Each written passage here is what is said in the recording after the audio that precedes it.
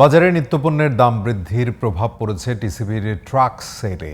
ক্রেতার চাপ সামলাতে হিমশিম অবস্থা বিক্রেতাদের। কিছুটা কমে পণ্য কিনতে বিভিন্ন শ্রেণী পেশার মানুষ ভিড় করছেন ট্রাকের লাইনে। পণ্য পেতে 1 থেকে 1.5 ঘন্টা পর্যন্ত অপেক্ষা করতে হচ্ছে সবাইকে। দীর্ঘক্ষণ লাইনে দাঁড়িয়েও খালি হাতে ফিরছেন অনেকেই। আবার কেউ প্রতারণা করে একাধিকবার বাগিয়ে নিচ্ছে টিসিবির পণ্য। আর বিস্তারিত আহমদ অনিকের রিপোর্টে। রাজধানীর বঙ্গবাজারে সরকারি কর্মচারী হাসপাতালের পাশে টিসিবি ট্রাকে ক্রেতার উপচে পড়া ভিড়। পুরুষদের লাইনে খুব একটা সমস্যা না থাকলেও নারীরা বাঁধিয়েছেন হট্টগোল। লাইনে থাকা ক্রেতারা জানান 1 ঘন্টার বেশি সময় দাঁড়িয়ে থেকেও কেউ পাচ্ছেন না টিসিবির পণ্য। আবার অনেকে কৌশলে নিচ্ছেন 2-3 বারও।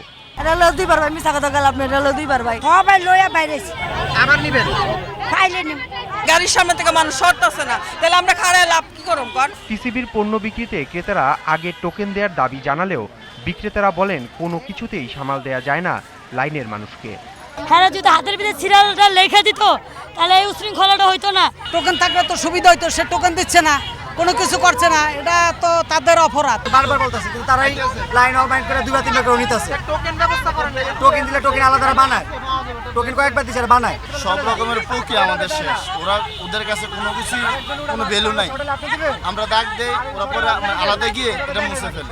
বাজারে প্রায় সব নিত্য প্রয়োজনীয় পণ্যের দাম বেড়ে যাওয়ায় ঝক্কি ঝামেলা মেনে নিয়েই কিনতে হচ্ছে টিসিবি পণ্য। বাজারের পণ্যের দাম বেশি, বাজার থেকে একটু কম পাইলে আমি এই আর বর্তমান বাজার দর যে একটা অবস্থা পাই, আমাদের মতো সাধারণ লোকেরা কেনাকাটার মতো সম্ভব না।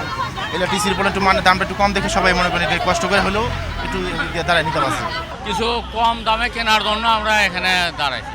1-1.5 ঘন্টা হলে আমরা দাঁড়া আছি সিরিয়ালে এই মাল নেওয়ার জন্য। মূল্য বৃদ্ধির পর টিসিবি ট্রাক থেকে 450 টাকার প্যাকেজে দেয়া হচ্ছে 2 লিটার সয়াবিন তেল, 2 কেজি মোটা মুসুরের ডাল আর 1 কেজি চিনি। আহমদ অনিক, জিটিভি নিউজ, ঢাকা।